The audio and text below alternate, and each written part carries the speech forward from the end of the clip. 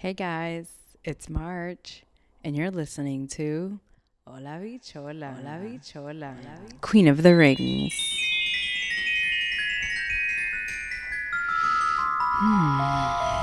Hey guys, welcome back. Episode 5 of Queen of the Rings, the show where we recap the Rings of Power on Amazon Prime. Okay, so let's just get right into the episode. So it is episode 5. And we're opening up with the Harfoots and the giant on a rock. And they're having this conversation, and I'm just thinking, wow, he suddenly understands. He understands so well good, peril. What other words did he understand? Bad, something else. And he was able to distinguish. So, how much time has passed? How much education is being had during this time, because I don't know what time it is right now. I don't know the time, the place, the hour. I can't even look at the sun. Not that I'm an orc. I just can't find the sun physically to be able to tell the time of day. So then they're with the other Harfoots, their parents and stuff like that. And one of the things I noticed was the pop had hay on his head, and it looked like a hat, but it didn't look like a hat.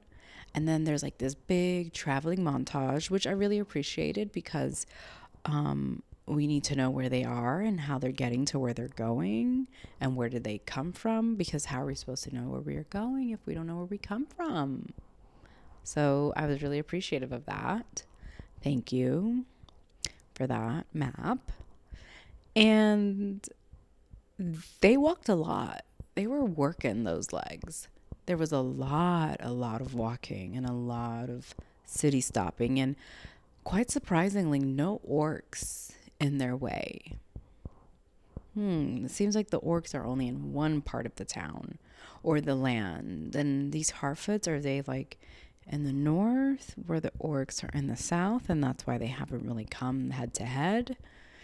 We have questions. We have lots of questions.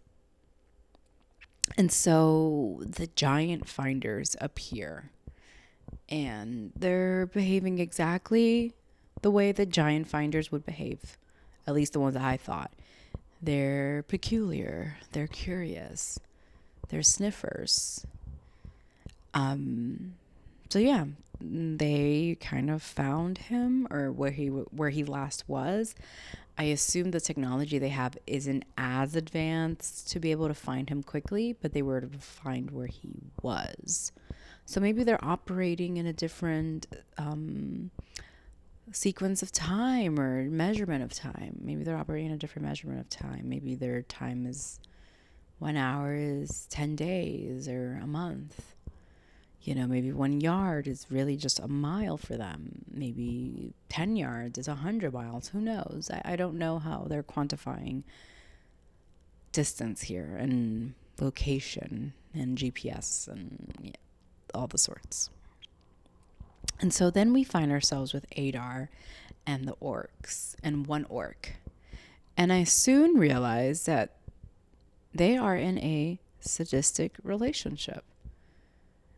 And we have Adar, who asks for the hand of the orc so that he can watch the orc's hand burn in the sun.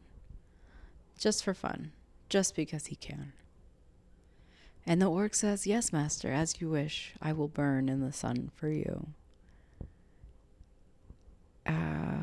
Yeah, I didn't think that we were going to go to a sadistic place, but here we are. Rings of Power, you did that. And now we're back at the tower in the Southlands. And the Brownlin, I think her name, Brownlin, she's giving her Dwight speech, the great dictator speech that he loves to give. She's having her own speech. And it's convincing almost everyone except for the drunkens. The drunkens and the regular people show up, and they're basically like, no, we're not going to fight. We're going to give in like our forefathers did before us. And so they go away. and everyone who is smart stays behind. And now we're at Numenor, and Isidel is ready to serve. He is ready to serve Lux. He is ready to serve books. He's ready to serve water. He's ready to serve lands. Um, he's just ready to serve something because he needs to give himself to something bigger. And serving this expedition over to the Southlands is the right place for him, which, okay. Okay, Isidel, I don't think you know what you want to do in life. You got your homies kicked out of the shipping, the sailors the sailor's mate, and now you want to hop on the expedition? You are not to be trusted, sir. And then we find ourselves with the city, and we learn that the city is very anti-elf. This city is not about these elves or an elf. Even the mere smell of an elf just makes them sick. And they don't like Galadriel being there. I don't like Galadriel being there. I don't like Galadriel at all. At all. But yet here we are having to just deal with her. All of us men have to deal with her at this time. And so, holding hands to speak to King. Oh, and so then there's like this moment where there's like this person who's dressed in like royalty and this like water bearer, and they're holding hands. Excuse me? Why are you holding hands? I know you guys were kind of giving like glimpses to each other, but like not enough time has passed where you're in a place of holding hands. And they're trying to convince one another, or the girl is trying to convince that royal kid to maybe change their father's mind or some person's mind. And I'm thinking, who are y'all related to? Why is this important right now? This is the first time I'm seeing the both of you. So now we're with Halbrand blacksmithing. We have Galadriel speaking. And Halbrand is like, I want none of this conversation. I don't want the crown. I don't want to help you. I don't want to sail. I don't want to go back home. I don't have a home to go back to. And Galadriel is doing her thing, trying to convince people to fight for her and her angst. Just, girl, just go to therapy. Literally, just go to therapy. Grief is a very hard thing for everyone. And it manifests differently on everybody. Vengeance isn't the best way for grief. The best way for grief is to go to counseling, go to therapy, do group therapy, maybe go on a couple vacations, maybe start a garden in your backyard, build some community, maybe start a grow farm, start selling at the local farmers market. You're an elf. You have a lot of power. You can manifest so much. And chasing Sauron and the orcs just is not the vibe for you or for anyone involved. I think you have managed to show how one person's problem can easily become everybody's problem. And so now we're with the Harfoots, and they're in this tall tree patch of the forest that they're traveling through. And there's a wolf pack, and everyone's hungry. And now we find ourselves with the wolf versus the giant. And how is the giant going to show up for the Harfoots? And the best way he can do is by scaring off the wolves and pounding the ground. And he got them away. They went away with the pounding. I wish I could do that with other things. If I could just pound the ground, shake it up a little bit, and maybe my kids would leave me alone. I love them, but maybe they would leave me alone. Maybe a lot of things. Maybe my phone would stop ringing. Maybe that would be nice. I don't know. There's a couple of things. Maybe if I hit the floor hard enough, it would clean itself. Do you know what I mean? Maybe the dirt would be so scared that it would go away. And so then I don't have to sweep it or mop it.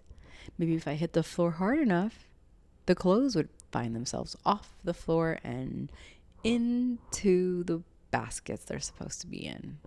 I don't know why they're on the floor. Maybe the shoes could go into the shoe baskets where they're supposed to go. You know, everything would find its place if I could just slam the door, slam the floor hard enough, really hard, really bad. I don't know. Okay. And so now we're at Numenor with Galadriel versus the soldiers.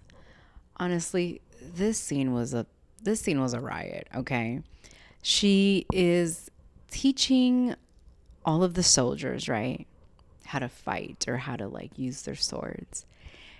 And she is just somehow outmaneuvering like 8 of them with one, and she's like almost dancing the tango with them. She's tangoing with them, actually. They're tangoing. And they're all like, oh my God, I can't believe you got me. Oh, I missed that one. And they're just like flying off the floor. I don't know how they managed to just like fly and wail off the floor.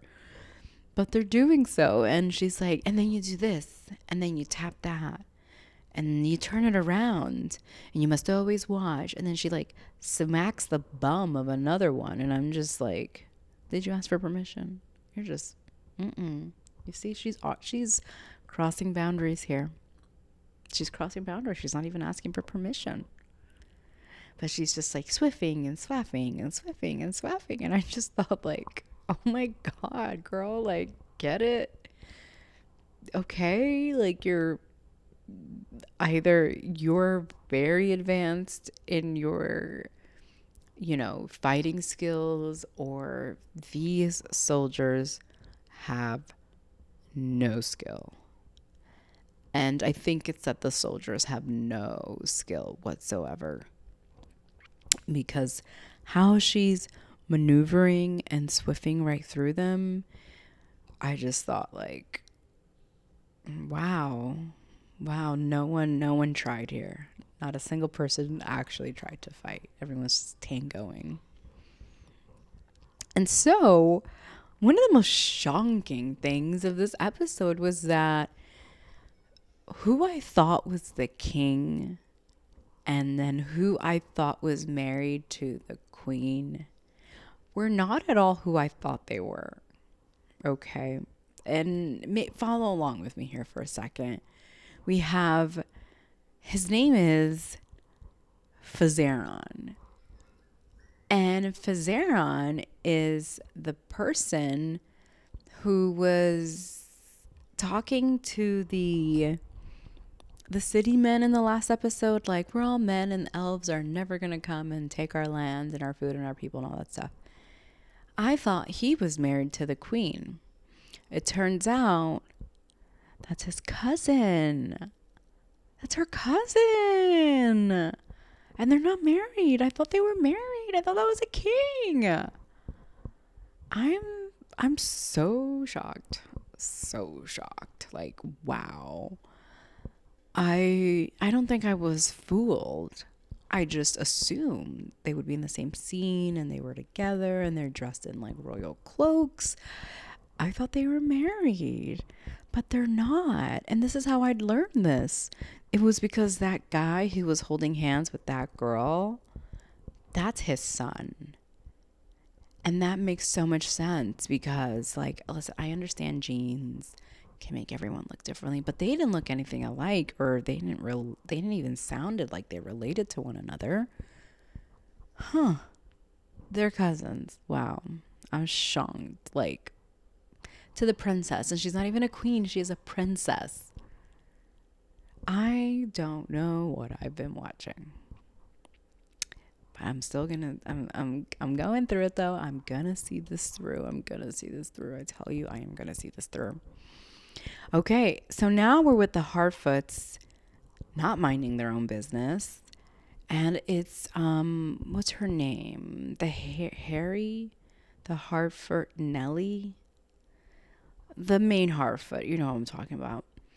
The one who found the giant, the girl with the giant, the Hartfoot and the giant. You know what I'm talking about. Okay. So we find the giant with his hand and like a water thing, and he seems to be healing his hand. Well, obviously she just can't mind her own business, and what, she has to stick her hand where he has his hand in. Like, can you not see what he's doing? Why did you put your hand in there? Now her hand gets frozen in there, and now she can see everything that's happening, just like Theo and his like Sauron wand. So now we're with the dwarfs and Elrond, and they're having passive aggressive. And now we're with Prince Durin and Elrond, and they're having passive aggressive conversations at the table. And I'm not really sure what they're upset about, but it seems like the elves are trying to get what the dwarf has. And what's his name? High King Galad.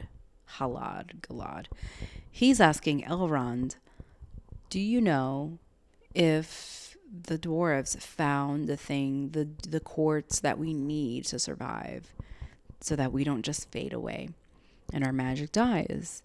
And Elrond is like, I don't know what you're talking about. And I made a promise to Durin that I would not reveal their secrets. And the king's like, but do you know? Because you can't let us die to hold a little secret for your friend. And I'm thinking like, okay, High King, he's literally telling you yes. He just can't say it, but he's saying yes, he knows. So why are you being dim here? My God, get it together. You're the High King. So now we're back at Numenor. And Isildur wants to ride on the boat. And he got his old friends to kind of at least, give him an audience. And they're talking and they're doing that thing that jocks do, like, hit me, bro. You can hit me like 2 times and then we'll like be even, and we'll just call it just like hit me 2 times and that's it. And, his friend takes advantage of him and hits him, and he still doesn't get to go. So, Isildur, you're done for that. Now you're out 1. And so we find ourselves with what I like to call it, the criminal royal, and Isildur Towaway. Or Isildur at the stowaway, not towaway. And the criminal royal wants to burn up the boats because he doesn't want them to go save the other humans or the elves in the other lands who need help, because he's a hater, because he is terrible and he's awful, And, he manages to do exactly that. He manages to burn the boats, and Isildur saves him and saves them. And then he lies for him. And I'm like, he's a criminal. You don't lie for criminals who want to explode the boats that are going to save other people. Now you're just as bad as him. You should have let him drown. And now we're with the princess. We're with the princess. And the princess and Galadriel are staring out into Numenor, and they're watching the explosions happen. And I just thought to myself, why are there no fences? Y'all could literally just fall off of these things and no one would be none the wiser. Why aren't there fences? Like, okay, you, me, and the dwarves can sit down and we can have a conversation. We can make a plan so that we can build these fences. Because I'm sick to my stomach watching y'all, and I've had enough. Y'all are so smart, y'all are so intelligent, and you can't even muster some fences. Some things are just not adding up for me. They're not adding up for me. Okay, so now we're with, and we move on to Galadriel with Halbrand again. And they're in a place of darkness. And they're in a place of, she fought for centuries. And then I thought, centuries? You fought for centuries? You've been around for centuries, Galadriel. You have not been around for centuries. We've had to put up with you for centuries? But I have to ask myself, does centuries mean 100 years for them? Does centuries mean 10 years? Is a century 1 year? How long is time here? Because there is no source material that I can go back to so that that can be established for me. So I have questions. Do we not all have questions? I have a lot of questions. And so now we're with Adar and the humans. And these are the humans, the dummies, who went to go bend the knee to this King Adar.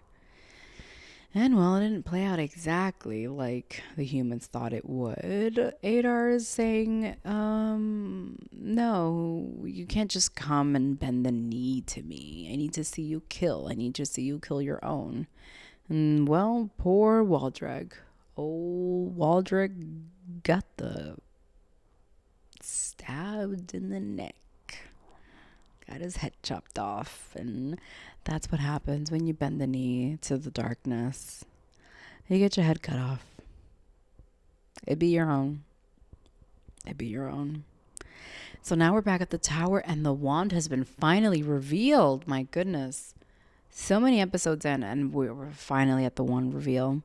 And they're all like, Arandir's like, I've seen this before. And then he reveals that the tower that they're in is like the Sauron home or something like that. So they're not safe in any way, shape, or form. They literally went into the lion's den. And we find ourselves with Prince Durin and Elrond. And honestly, like, Prince Durin is really my favorite person in this entire show. I love that little dwarf so much. He is adorable. He is smart. He asks the right questions. And he doesn't let anybody like try to take advantage of him. And he's just so full of love. Like all he really wants is just friendship and camaraderie and just a good old time. Like Prince Durin is one to party with. That's my guy right there. I'm Team Durin all the way through. And of course, the fate of the elves lands on the hands of the dwarfs. Because, it's always that way. It's always the people that you depend on the most, the ones you ignore the most, are the ones that end up having to rescue you. And I hope these elves of this time period have learned a lesson. A pretty, pretty strong lesson. And that you just can't ignore your friends for 20 years. You just can't, just because. Or I don't know, 200 years. Has it been 20 years or 200 years? You can't just ignore your friends. You can't do that. You have to show up. You have to keep in touch. And yeah, and then we finally end ourselves with back at Numenor. Oh, Numenor. And well, Mr. Lord Halbrand himself finally gets in a horse. Isildur is doing what Isildur needs to do. Galadriel is fighting. And everyone is just staring into the abyss. There's just an abyss to be stared at. And they all stare at it. And I'm hoping that this is where we finally get everyone to kind of meet. Because we have all of these stories, all of these side stories. And I'm hoping that in this season, we get to meet in the middle somehow. And that maybe like the story can like move a little bit more forward. I know this is the first season, so we have a lot to cover and a lot to establish.